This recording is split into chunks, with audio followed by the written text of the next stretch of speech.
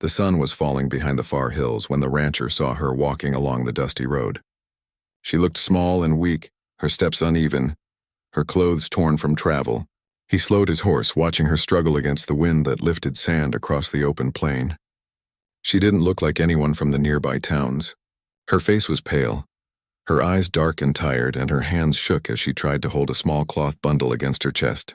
The rancher named Jack had spent years alone on his land, miles away from any neighbor.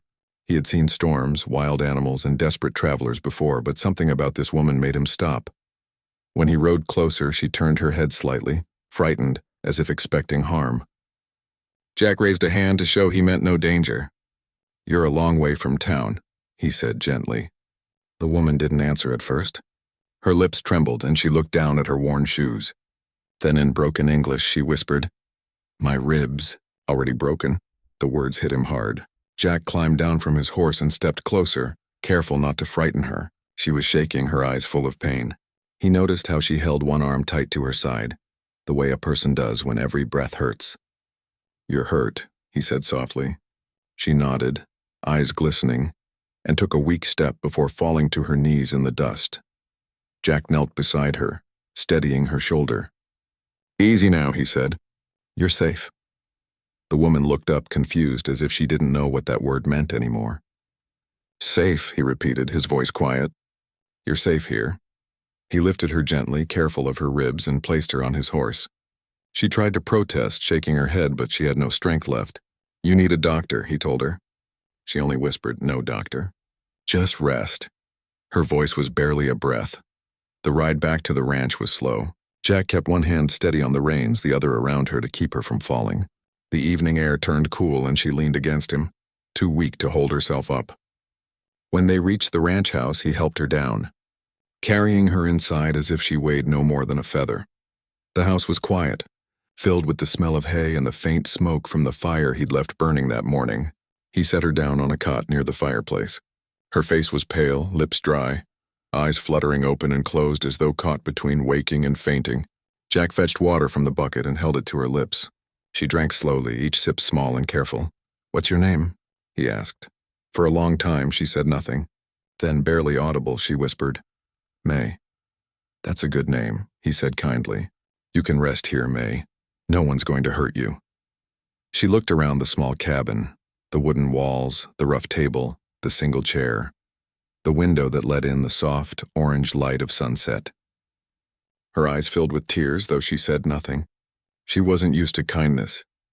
Over the next few hours, Jack worked quietly. He heated water on the stove, cleaned a few bandages, and did his best to wrap her ribs, though she winced with every touch. "Sorry," he murmured again and again. "I'll be gentle." She didn't cry or complain, only nodded faintly, whispering, "Thank you," each time. As night settled, the wind outside grew louder, brushing against the windows. Jack sat by the fire watching her sleep. He wondered where she had come from, what had happened to her, and why she was alone in the middle of nowhere. There were rumors sometimes, about Chinese laborers working on the railroads, about women who traveled west hoping for new lives, but ended up in hardship. He thought of that and clenched his jaw. No one deserved to be left alone like that. In the middle of the night, May woke up suddenly, breathing fast. Jack moved closer. "It's all right," he said quietly. "You're safe." She looked at him, her face pale in the firelight. "They will find me," she whispered. "Please." "Don't let them." Jack shook his head. "No one's finding you here. You're under my roof now." Tears rolled down her cheeks as she turned her face toward the fire. "I was sold," she said softly. "I ran. They hurt me when I tried to leave. I hide. Long time." Her English was broken, but her meaning was clear. Jack's hands tightened around his knees. "You don't have to explain," he said. "You did what you had to." She looked at him as if she didn't understand why he wasn't angry or cold. For a long time they sat in silence, the fire crackling between them. The next morning the sun rose golden over the ranch, casting light on the fields and the barn beyond. May was still weak, but she insisted on sitting up. Jack brought her some soup and she thanked him softly. She moved slowly, every breath careful, but there was a quiet determination in her. "Why you help me?" she asked suddenly. Jack paused. "Because someone should have helped you before," he said simply. She looked down at her hands. "You don't know me." I don't have to, he replied. You needed a home. That's enough. Her eyes filled again. In my village, she said quietly. No man talk like that. Jack smiled faintly. Well, you're not in your village now. Days passed and May began to heal. She helped a little around the house, sweeping or folding blankets, though Jack told her not to push herself. She moved slowly but with quiet grace, as if each act of work was part of her recovery. When the evenings came, she sat near the window watching the sunset with a faraway look in her eyes. One evening, as Jack came in from the barn, he found her standing by the door, her small bundle in her hands. You leaving? He asked, surprised. She shook her head. No, I want help. I cook, clean. You let me stay. He hesitated, then nodded. You don't owe me anything. But if you want to stay, you can. She smiled, a real smile, faint but full of warmth. Then I stay, and so she did. Days turned into weeks, and the rhythm of life settled between them. May cooked simple meals, mended his shirts, and learned to feed the horses. Jack showed her how to carry hay, how to use the pump, how to light the stove safely. Each small thing built her strength. Sometimes she would hum softly while working, an old tune from her homeland. The sound drifted through the house, soft as wind through the grass. Jack never asked her to stop. He liked hearing it. It reminded him that peace could exist even after pain. But sometimes, when she thought he wasn't looking, she would touch her ribs and flinch, remembering the past. Jack never pressed her for details. He only said, "You're home now. Whatever came before, it's behind you." One night, while rain tapped gently on the roof, May sat near the fire again. Jack handed her a small cup of tea. She took it carefully, her fingers brushing his for a moment. Thank you, Jack, she said softly. No one ever cared like this. He looked at her and said, You don't have to thank me for doing what's right. She met his eyes, a little stronger now, her face calm in the firelight. My ribs still hurt, she said. But here, she placed a hand over her heart. This start to heal. Jack didn't answer, but his quiet smile said everything. The ranch was no longer silent. It had found its missing warmth again, carried by the small, brave woman who had once thought she was broken. Weeks passed, and the chill of early spring began to lift from the land. The ranch spread wide under the morning light, golden fields stretching toward the far hills. Jack worked hard every day, fixing fences, tending the horses, and checking the cattle. May helped wherever she could, though he often told her to rest. She had grown stronger. The bruises had faded, and her ribs no longer hurt when she laughed. Her steps were steadier now, and her eyes had regained their light. Every morning Jack would find her already awake, boiling water or sweeping the porch. Sometimes she hummed quietly, her voice soft like the sound of wind through the grass. Jack would pause to listen before stepping outside, smiling without a word. The little house that had once been silent now felt alive. There was a warmth there, one that had been missing for years. One afternoon, May followed Jack to the barn. She watched him saddle a horse and asked, You ride every day? He nodded. Got to check the fence lines. Cattle wander if you don't. She looked at the horse with wide eyes. I never ride. I fall if I try, Jack chuckled softly. Then we'll fix that. He lifted her gently onto the horse, his hand steady as he guided her. May laughed nervously, holding the saddle tight. I don't know, she said. Just breathe, he said. Let the horse feel your calm. He led the horse slowly across the open yard. May's hair blew in the wind, her smile growing as she found her balance. For the first time in a long while, she looked free. Jack watched her with quiet pride. When she climbed down, she said, I did it. You sure did, he replied, his eyes kind. Told you you'd be fine. That evening, as the sun dipped below the hills, May stood by the fence looking out at the land. It's beautiful, she said softly. So much sky. So much space, Jack nodded. It's quiet out here, but it's honest. You work hard, you see what you earn. She turned to him, her eyes thoughtful. I think I start new life here, he smiled faintly. That's what I hoped you'd say. Over the next few months, life on the ranch became a rhythm they shared. Jack worked long hours, but he always found time to talk with May in the evenings. She told him stories of her village by the river, where lanterns floated on the water during festivals. Her voice would grow soft when she spoke of her mother's cooking or the sound of bamboo flutes in the distance. Jack listened quietly, picturing it all. In return, he told her about his childhood, how he'd grown up helping his father mend fences, how his mother had taught him to ride before she passed away. There was sadness in his voice sometimes, but May never interrupted. She just listened, her eyes gentle. They shared the same small table every night, eating the meals May cooked. She had learned to make simple American dishes, but sometimes she mixed them with her own recipes. Rice with beans, tea with a touch of ginger. Jack didn't always understand the flavors, but he always cleaned his plate and said, "Best thing I've eaten all week." May would laugh softly and shake her head.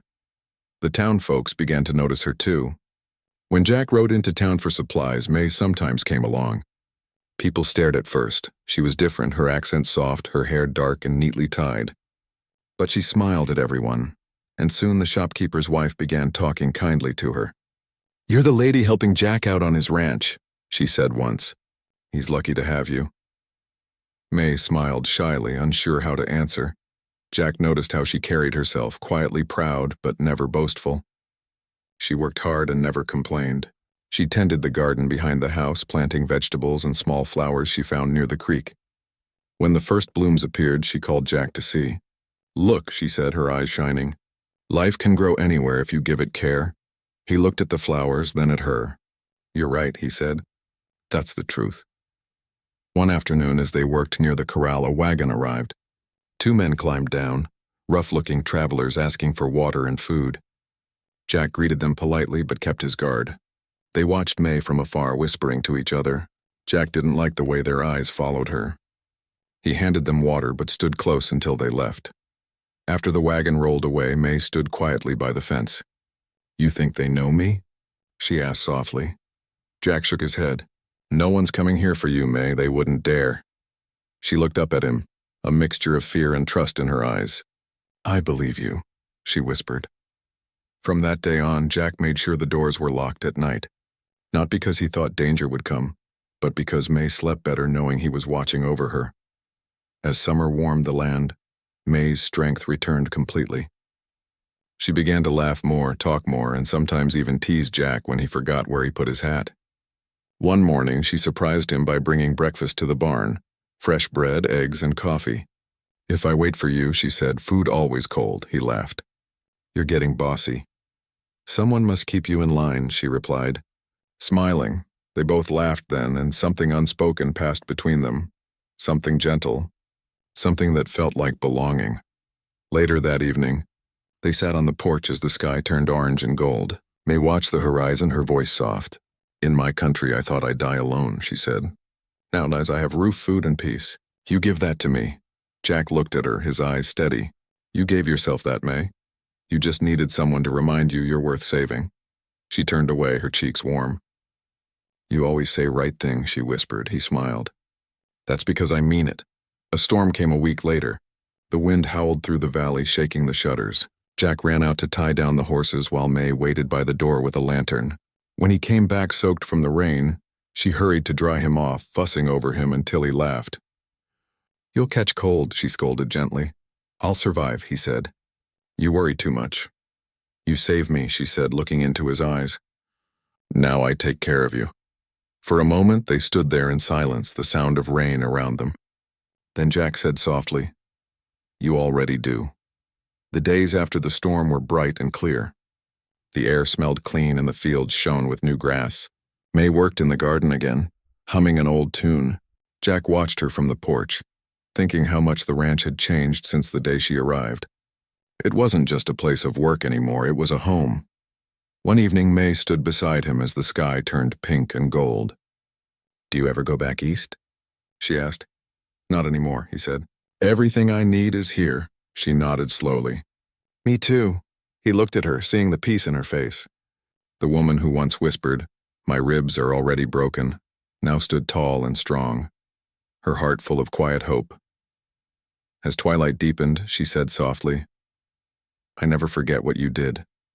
"You make me believe again." Jack shook his head gently. "You don't owe me thanks. You just keep living.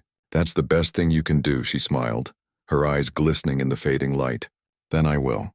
The wind brushed through the grass, carrying the scent of rain and earth. Somewhere in the distance, a horse whinnied and the world felt calm. Mee reached out and took Jack's hand, not in fear, but in trust. For the first time in years, both of them felt whole. The ranch stood quiet under the stars that night, a place where two lost souls had found their way home, not by chance but by kindness, courage, and the simple truth that even broken things can heal when treated with care.